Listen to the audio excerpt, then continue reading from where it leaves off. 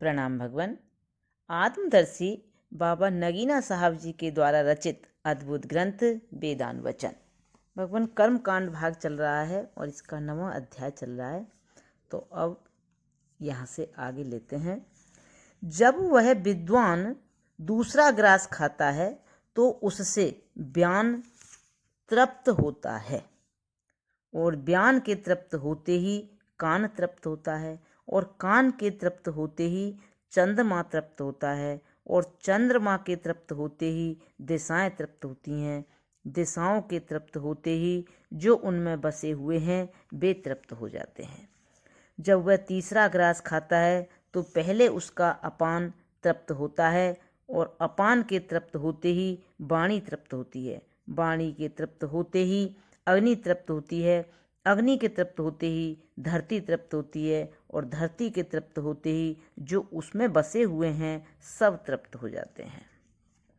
जब वह विद्वान चौथा ग्रास खाता है तो पहले समान तृप्त होता है, और समान के तृप्त होते ही मन तृप्त होता है, और मन के तृप्त होते ही बादल तृप्त होते हैं, और बादल के तृप्त होते ही बिजली तृप्त होती है। बिजली के तृप्त होते ही जो बिजली में बसे हुए हैं तृप्त हो जाते हैं। जब वह पांचवा ग्रास खाता है तो पहले उदान तृप्त होता है। उदान के तृप्त होते ही वायु तृप्त होती है। वायु के तृप्त होते ही अंतरिक्ष तृप्त होता है, और अंतरिक्ष के तृप्त होते ही जो भी अंतरिक्ष में रहते हैं सब तृप्त हो जाते हैं। जो व्यक्ति पहले इस प्रकार निश्चय नहीं कर लेता कि मैं प्राणात्मा हूँ, शरीर नहीं हूँ, वह जो कुछ अग्नि में होम करता है यूं ही जलाता है, वरन उसकी दशा ऐसी है जैसे कोई भस्म में आहुति करता है। जो व्यक्ति पहले इस प्रकार निश्चय नहीं कर लेता कि मैं प्राणात्मा हूँ, शरीर नहीं हूँ, वह जो कुछ अग्नि में होम करता है यूं ही जलाता है, वरन उसकी दशा ऐसी है जैसे कोई भस्म में आहुति करता है। परंतु जो ऐसा उक्त विश्वास रखता है और वेद मंत्रों से अग्नि में होम करता है तो समस्त लोक में और भूतों में और सबकी आत्मा में होम हो जाता है, वरन आप भी खाता है तो वास्तव में होम का फल पाता है। और जिस तरह तिनका आग में फूंका हुआ जलता है उसी तरह उसके पाप जल जाते हैं, और उसका ये उच्छिष्ट यदि चांडाल भी खा लेवे तो पापों से बच जाता है। अधिक क्या लिखें। जिस तरह दूध के लिए बछड़े गायों को पुकारते हैं उसी तरह देवता और पितर देखते हैं कि ऐसा निश्चयवान कब खाता है। आश्चर्य न करो कि यह क्यों कर हो सकता है कि प्रजापति के ज्ञानेंद्रिय और कर्मेंद्रिय इस विश्वास से देवता हो गए, वरन इसका कारण यह है कि यह वह देवता जो प्रजापति के ज्ञानेंद्रिय और कर्मेंद्रिय हैं, यहाँ हमारे भोगों के कारण से मृत्यु बंधन में फंसकर हमारे साथ इस छोटे से मंदिर में शारीरिक इंद्रियों और कर्मेंद्रियों के रूप में प्रकट हुए हैं। अग्नि देवता परिच्छिन्न होकर हम में बोलता है जिस प्रकार वह प्रजापति में बोलता है, और उससे निकला उसी का रूप है। इस कारण वाणी तो मनुष्य की शक्ति है, पर अग्नि जो प्रजापति की वागेंद्रिय है उसका आरंभ स्थान है।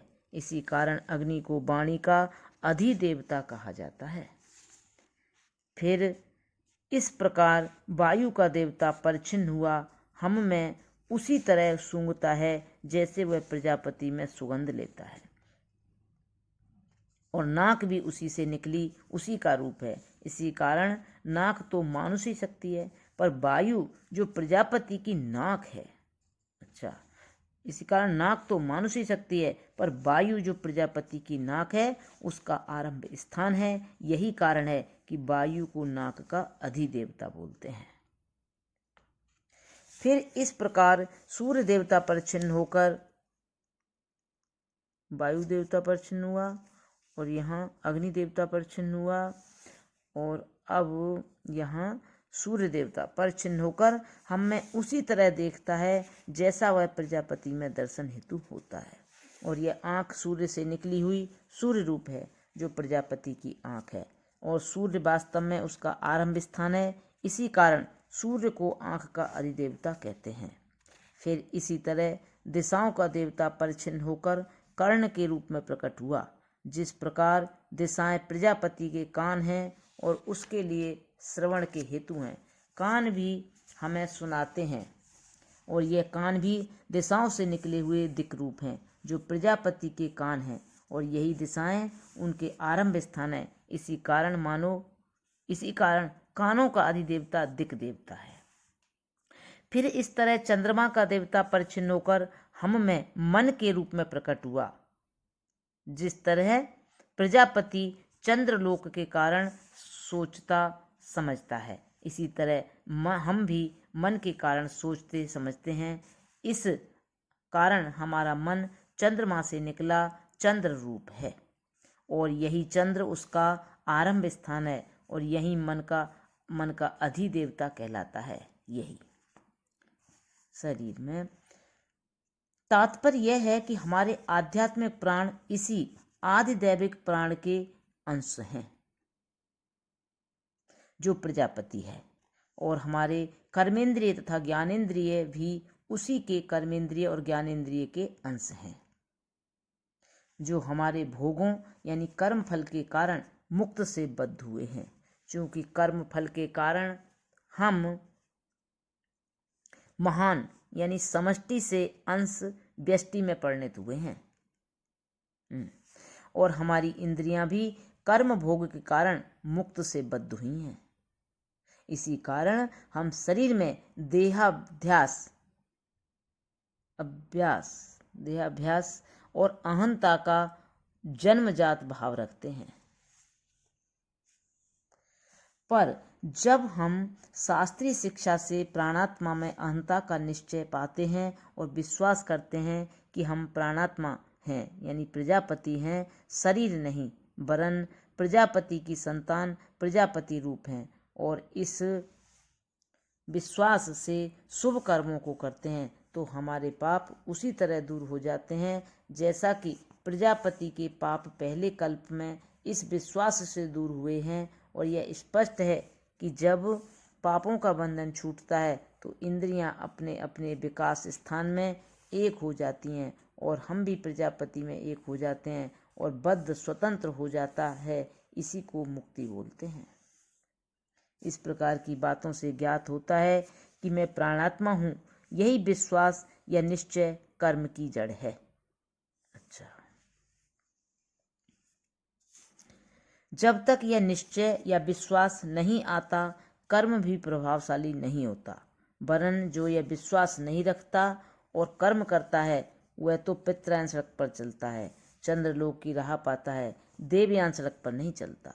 कुछ लोग यह कहते हैं कि यह निश्चय तो चाहिए, किंतु जिह्वा से इसका समर्थन नहीं होना चाहिए।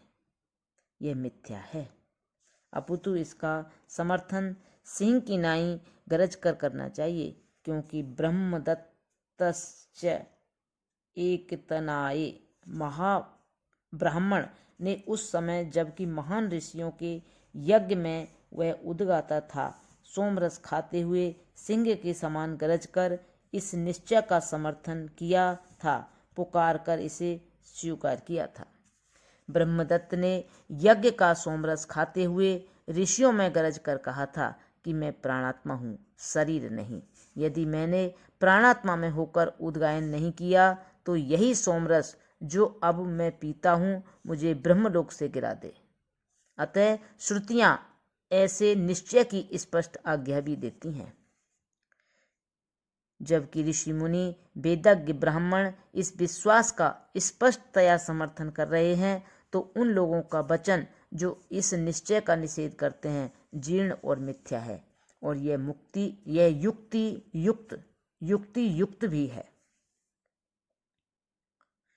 जबकि ऋषि मुनि वेदज्ञ ब्राह्मण इस विश्वास का स्पष्टतया समर्थन कर रहे हैं, तो उन लोगों का वचन जो इस निश्चय का निषेध करते हैं जीर्ण और मिथ्या है, और यह युक्त भी है कि जो कुछ मन में होता है वही जिह्वा पर आता है। यदि कोई कहे कि मैं इसका विश्वास तो रखता हूँ परंतु वाणी से नहीं कहता हूँ, तो ज्ञात होता है कि अभी इसका विश्वास कच्चा है और परलोक के कामों में फलप्रद नहीं।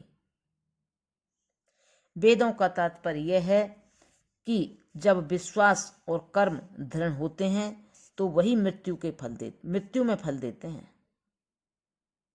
और यह स्पष्ट है कि जैसी मति होती है वैसी ही गति होती है, क्योंकि भंगी जब स्वप्न में जाता है तो यद्यपि अपने ख्याल से धरती और आकाश, राजा और प्रजा सब कुछ रचाता है, परंतु आप अपने निश्चय के अनुसार भंगी के रूप में उठता है और टट्टियों को साफ करता है। और राजा जब अपने स्वप्न में जाता है तो अपने राज विचार के कारण राजा के रूप में उठता है, भंगी नहीं हो जाता।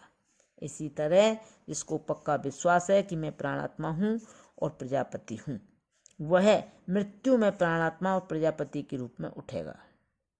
और जिसको विश्वास है कि मैं देह, अधम, पापी पुरुष हूँ, वह शारीरिक बंधन में उसी तरह अधम और अधीन उठेगा। इसलिए मुक्त के इच्छुक यानी जिज्ञासु को पहले यही विश्वास पक्का करना चाहिए कि मैं प्राणात्मा हूँ और प्रजापति की संतान प्रजापति रूप हूँ। जब तक वह यह विश्वास नहीं पाता, नहीं नई उत्पत्ति में प्रविष्ट नहीं होता, वरन शूद्र या देह अध्यासी होता है और उसे वैदिक कर्मों का भी वास्तव में अधिकार नहीं होता, क्योंकि शरीर तो नाशवान है, यहाँ जलाया जाता है। कर्मों का फल किसको होगा?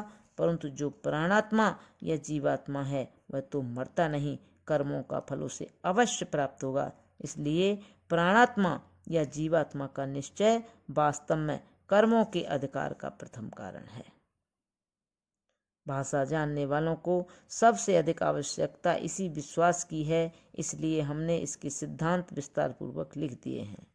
परंतु कर्मों का रूप वर्णन करना आवश्यक नहीं है, क्योंकि ब्राह्मण उसके स्वरूप को जानता है और उनके द्वारा वह यज्ञ आदि कर्म कर सकता है। अब भगवान यहाँ से आगे कर लेंगे। प्रणाम भगवान।